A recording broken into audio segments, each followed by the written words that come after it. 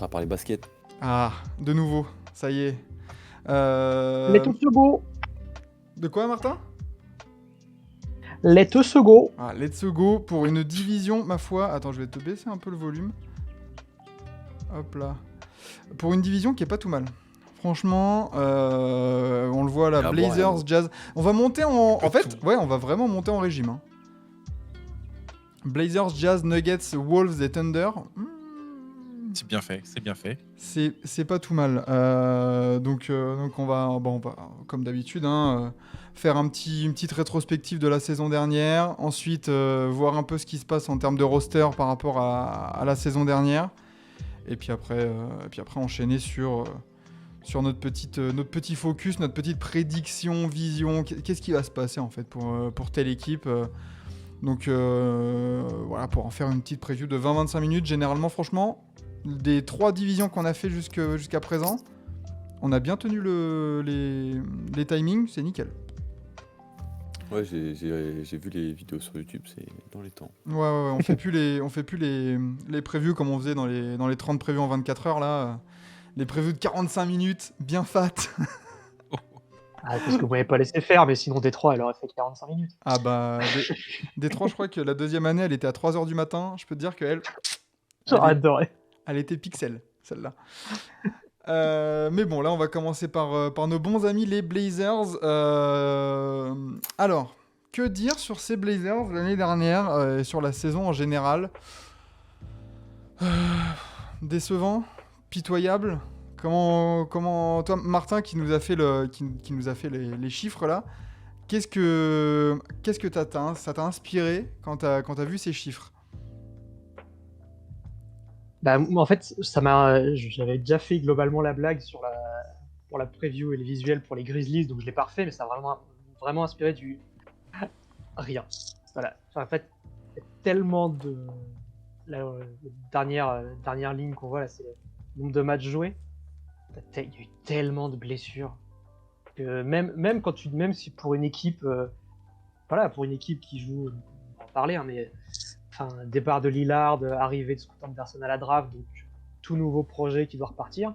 Mais en fait, il y a eu beaucoup trop de blessures dans cette saison pour que les Blazers n'en tirent ne serait-ce qu'un début de miettes de conclusion ou de piste à suivre, quoi.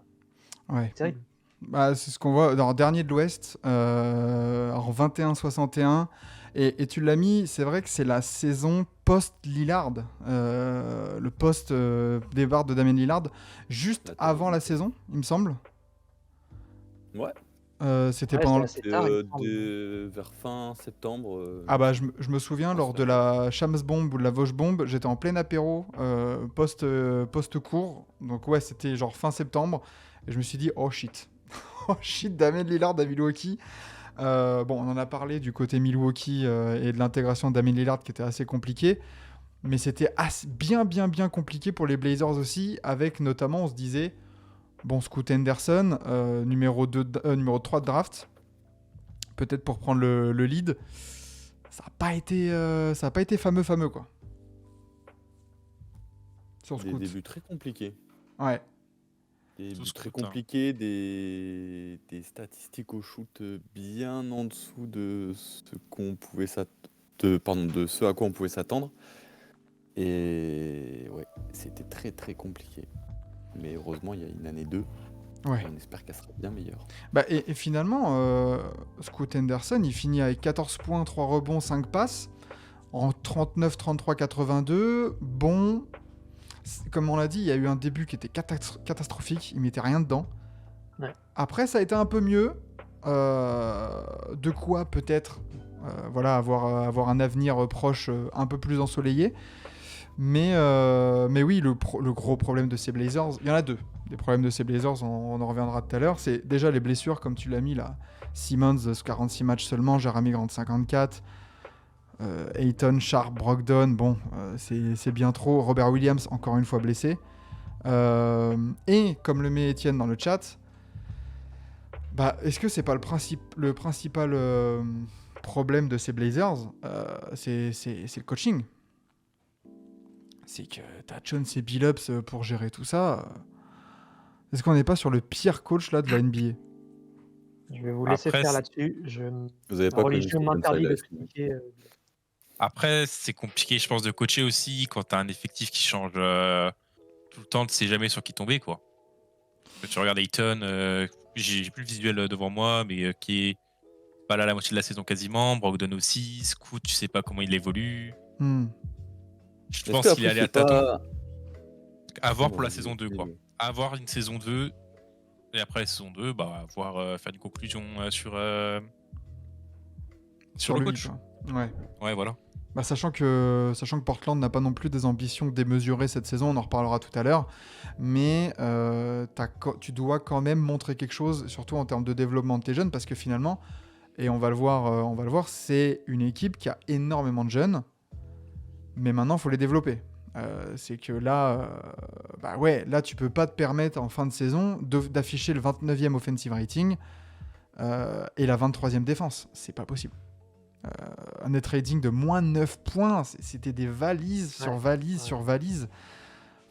C'était long pour les fans des Blazers. Portland, ça va être la poubelle à contrat de la ligue, c'est leur seul objectif de l'année. Je suis pas sûr que ce soit leur seul objectif quand même. Et on peut enchaîner, en profiter pour enchaîner de suite. Mais ouais, je me suis noté un truc sur la situation salariale des Blazers. S'il n'y a pas beaucoup de mouvements dans la saison, il va falloir commencer à se poser des questions sur jusqu'au management. Ouais, 170 millions. Il y a 170 millions. C'est Alors, ça. t'as Ayton qui a le contrat max. T'as Grant qui a un sacré gros contrat, il me semble. T'en Fernie Simon, ça aux alentours de 25, je crois. Mhm. Attends, je vais te dire ça. Oh, il est bien payé, bien payé. Ouais, Ouais, c'est 25 à peu 25. près, je crois. Je crois que Ouais, c'était. Jeremy Grant, c'était du 30 à peu près. Anthony Ayton, Simons, 30. il a pas pris un Jordan Poole contrat. Non, un poil moins. Je crois Un qu'il avait poil pris 100 sur 4, je crois. Quelque chose Hmm. comme ça. Je crois que c'est ça. Ouais. Vespa Anderson, il va justifier son statut numéro 2 de draft. Non, parce que c'est un numéro 3. C'est un Roman. Sois attentif. Déjà, ça fait plaisir de te revoir. Mais ouais, non, Scoot Anderson, il y a des vrais enjeux. On peut peut-être passer directement aussi sur le côté roster. Parce que, mine de rien, cet été, continuité. C'est-à-dire, t'es 15e, t'es certes dernier de ta conférence, mais c'est pas pour autant que tu casses tout. On a les départs de Malcolm Brogdon, et pas Brigdon, comme je l'ai orthographié. Ibu Badji, Moses Brown, Ashton Hagans, ça, c'est très oubliable. Ils vont s'en remettre. Ouais. Voilà. T'as l'arrivée de Deni Avdija, de Devonte Graham à la free agency, et t'as la draft de Donovan Clingan, un bon petit pivot à la draft là. Je crois qu'il se draft en 5. 7. Non, 7. 7. 5 c'est Pistons. Excuse-moi Martin, les mauvais souvenirs. Mais on reste sur Scoot, Simons, Table, Grant, Ayton. Comment elle vous paraît cette rotation là? En soi, sur le papier, c'est pas dégueu. Je pense que tu peux entrevoir autre chose que du tanking. Bon, au mieux, sur le papier, je parle, au mieux, tu peux envisager du play-in. Mais quand tu prends plusieurs facteurs en compte, t'es un peu bloqué, quoi, parce que t'es dans la Conf Ouest. La Conf Ouest, on l'a dit plein de fois, c'est un bordel sans nom. Puis leur division. T'es sur un groupe qui est jamais au complet. T'as toujours une blessure par-ci, une autre blessure par-là. T'as un coach, tu souffles un peu. Mais je trouve que il fait partie des coachs qui, en tant que joueur, c'était très apprécié, un peu à la Steve Nash en fait, où on s'est dit ouais, ça va matcher, ça va être super. Et en fait, tu t'aperçois que être joueur et être coach, c'est pas tout à fait la même chose. C'est clair. C'est ce qui attend aussi JJ Redick avec les Lakers. On verra quand on fera la preview des Lakers.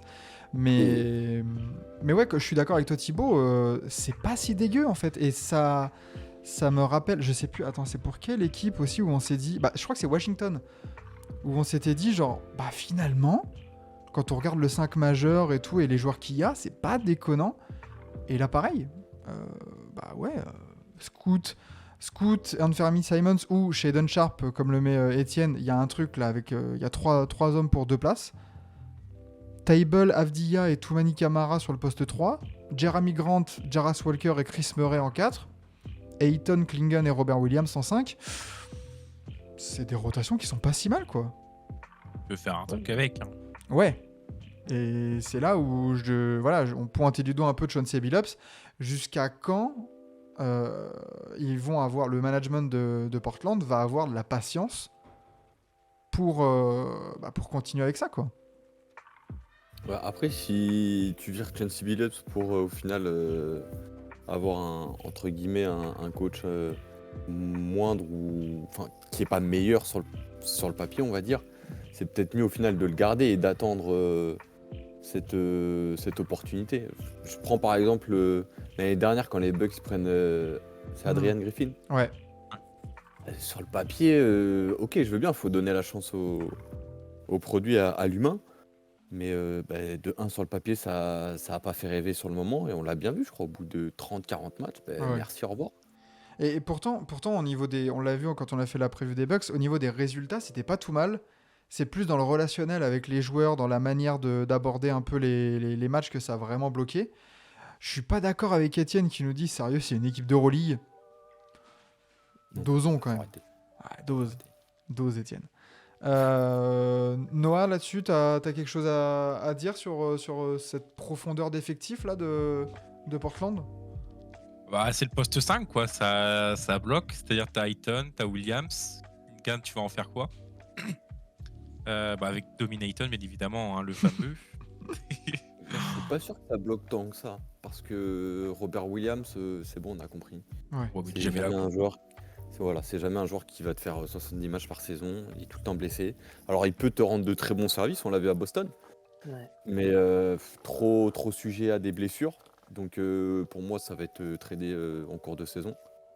Et tu parlais au bout d'un moment, Maxime, dans l'été où ça n'a pas trop bougé.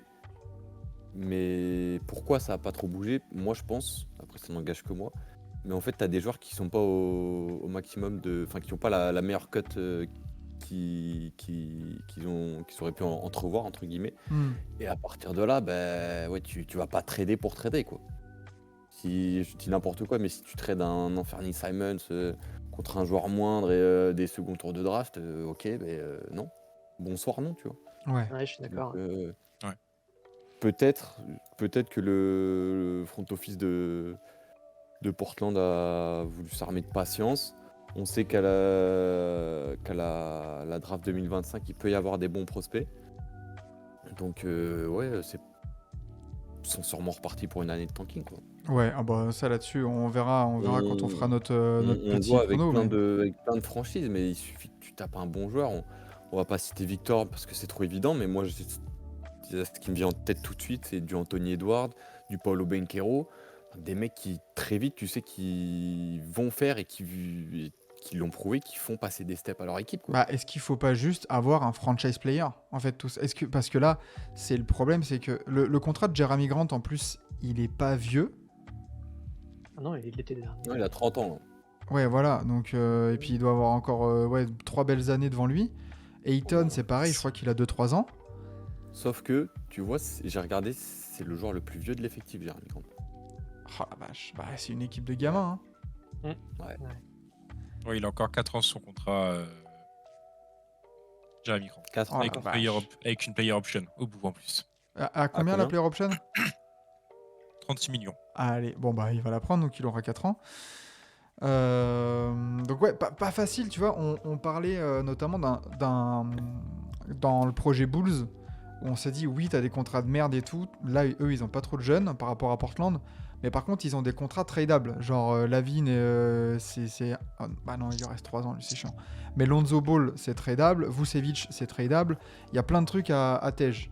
New Orleans, c'est pareil. Ingram et McCollum, c'est un peu plus tradable. Là, c'est quoi ta marge de manœuvre, quoi, pour Portland? Tu es obligé. T'as 4 ans de Jeremy Grant, quoi. Tu vas la vendre à qui, la carotte? T'as 4 ans de Jeremy Grant, 4 ans de Deni Avdia, 2 ans d'Ayton et Anthony Simons, Robert Williams. Sachant Et que le pire, Ayton, c'est que c'est pas le plus problématique. Jeremy Grant, ton Jeremy Grant, quand on regarde dans les détails, c'est peut-être, malgré la longueur du contrat, le truc le plus sûr, quoi. Parce que Ayton, on domine Ayton, oui, si on veut, mais il a quand même un historique un peu de blessure, hein, lui aussi. Ce que disait Thibaut tout à l'heure, oui, imaginons, les Blazers voulaient faire de la place au poste 5 là pendant l'été. Comment est-ce que tu peux espérer trader Robert Williams qui a joué 6 matchs dans une saison, la saison d'avant, je crois que c'était avant le trade à Boston, je crois qu'il joue très peu aussi. Hein. Ouais, il est blessé. Ouais, mais étant donné que sur ta rotation, c'est potentiellement, et selon moi, ta 3e option sur le poste 5, tu peux te permettre de le brader. Oui, voilà. Ouais, c'est ça. Voilà. Oui, c'est vrai. Ouais. Tu...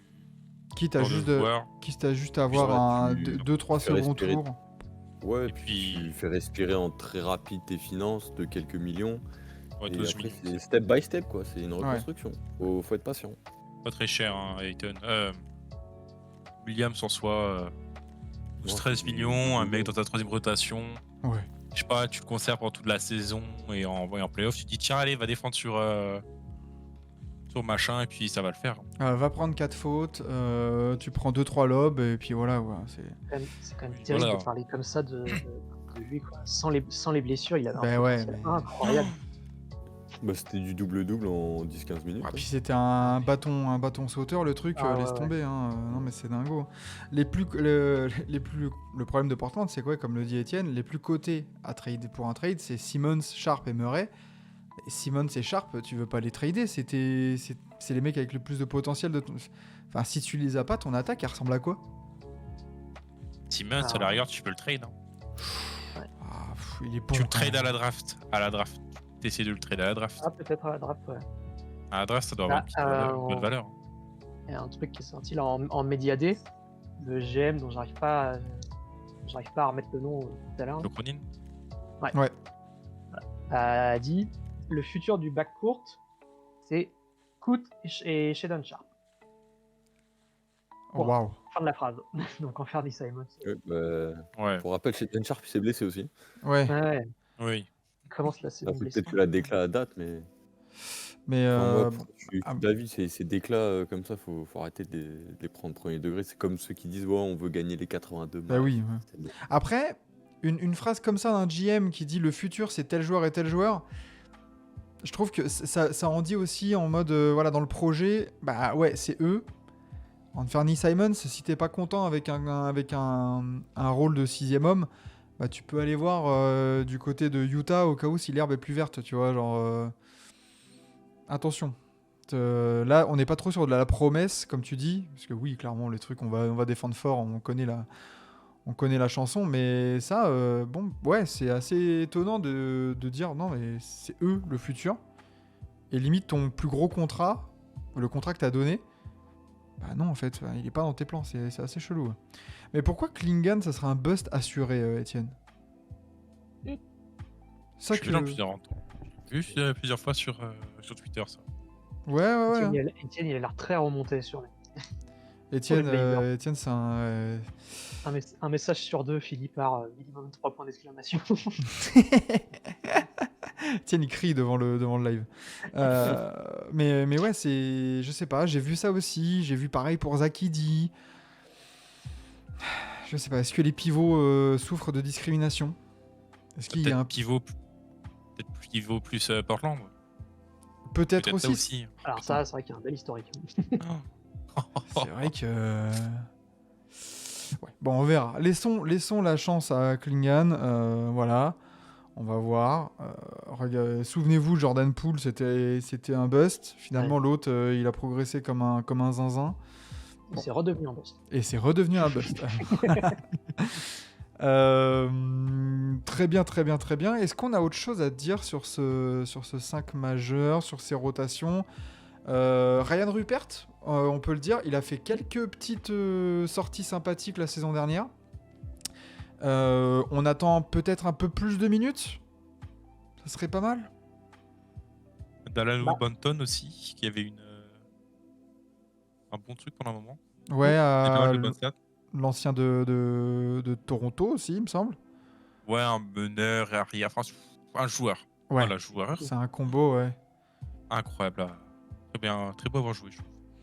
Mais il y a de la place il y a de la place à se faire peut-être, hein, parce que Devonte Graham, Banton, bon, c'est pas dit non plus que ça soit des grosses pièces dans la reconstruction de clairement pas. Portland.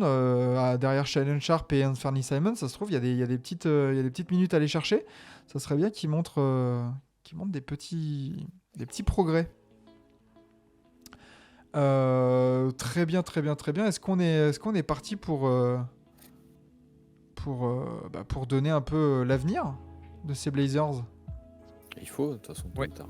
Ah, attends, je vous place et ça sera honneur au nouveau. Ce sera à Voilà. Noah d'ouvrir la marche.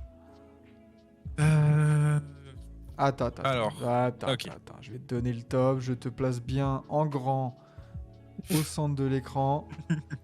Voilà, regarde-moi ça. Tout le monde te voit. Nickel. Allez, Noah, qu'est-ce qui va se passer pour les Portland Trail Blazers cette année? Eh ben, soit la 14e, soit la 15e place. Ça dépend un peu des blessures. Mais bon, vu comment c'est parti avec Shadon Sharp, ça sera la 15e. Hein. Beaucoup de potentiel. Des petits joueurs intéressants qui, je pense, tu peux trader en cours de saison. Simons. Pareil que tu as une équipe où, je sais pas, qui a besoin peut-être d'un dynamiteur en poste 1, 2 ou en sortie de banc. Après, il faut qu'il accepte ce rôle. Tu peux récupérer les choses. Mais ouais, 14, 15e, pas plus. Ok. Bon. 14-15e, pas fou quand même. Hein. Après, est-ce que ça va se taper avec l'équipe juste après, dans le bandeau? Peut-être. Ouais. Ça se pourrait. Il se pourrait. Il se pourrait. Simon, je le verrais bien aux Warriors pour soulager Curry.